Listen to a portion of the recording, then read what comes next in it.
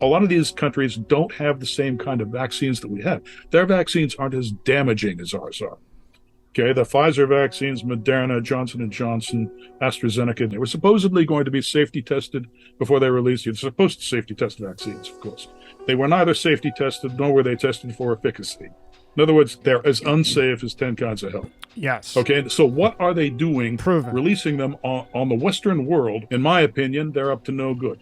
Okay. The FDA was ordered to release the Pfizer documents. We had Amy Kelly in, and you can actually you can literally put in the batch number of the vaccine that you got, and it will tell you, the percentage in 13 years you're going to have a heart attack is this. If you got this batch, 6 years, so on and so forth, based on the batch. Say the guy stopped at the gas station and got coffee and smoked a cigarette and it got warm.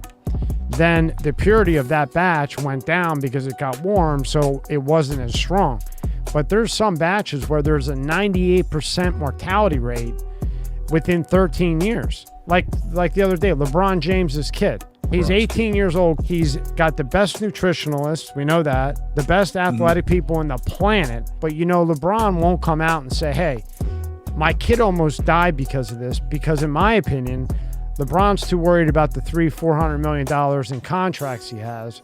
Rather he works than for China Inc. Yeah, fucking right he does. Right? So he's not going to come out and say, I know they're giving $35 to everybody who's in prison to take the shot, and they do it. Well, my son is sick, stop taking it. But that will never happen. Yeah, it's a very sad situation. And unfortunately, a lot of people who should know better and should be speaking out, like LeBron, aren't in a financial position to do so.